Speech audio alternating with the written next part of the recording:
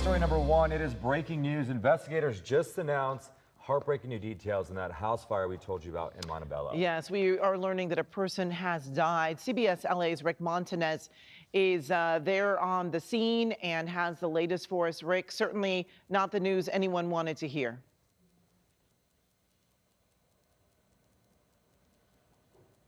All right, well, I think we have Rick.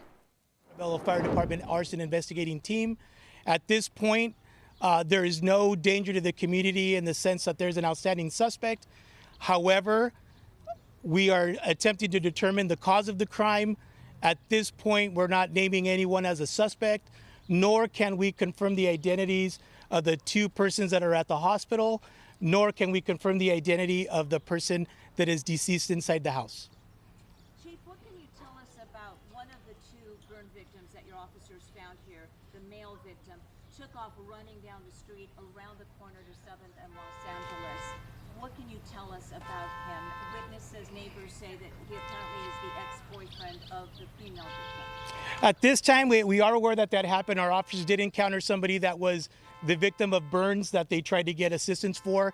We are investigating reports that this may be a domestic violence related incident and investigating how the persons involved in this fire are connected.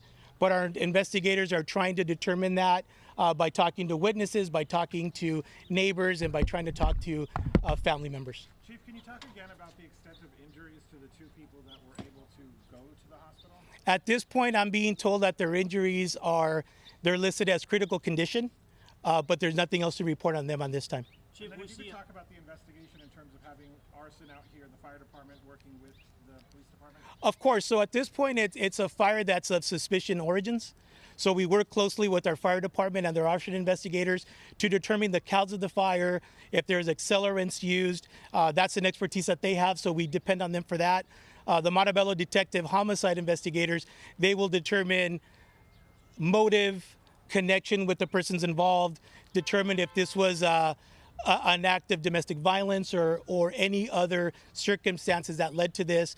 And our investigators will also work chronologically backwards to find out what happened before this fire between the persons involved to see if there's a pinpoint in time to determine what actually was the catalyst for this incident. Chief, while I was driving into the location, I saw that there's another scene on the other side, and there's another scene on the corner of the street.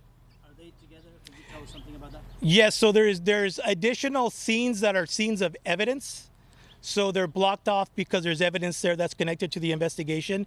So our crime scene investigators will go through those scenes and collect the evidence there, and then they'll open up those scenes when it's appropriate. Can you elaborate on that connection of those? At this point, because it's an active investigation, I can't tell you exactly what the evidence is, other than that there's items there that could be connected to this fire.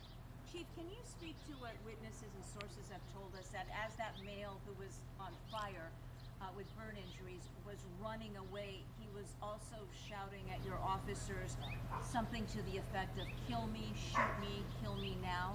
We have heard those reports, and we're efforting at this time with our body cam footage and interviewing the officers on scene to determine that. It would be premature for me to comment on exactly what was said, but the person was definitely leaving the scene and approached by one of our officers. And that person's car is actually parked almost 2 blocks away. It appears that it is, yes. And that was one of the people that suffered burns. That's correct. Does this car behind you have something to do with the scene? It doesn't appear that, no. So 3 people with injuries, the 2 that you found in there, and then the man that was running away. No, so what we have is we have 2 adults that were injured as a result of the fire that are currently at a local hospital.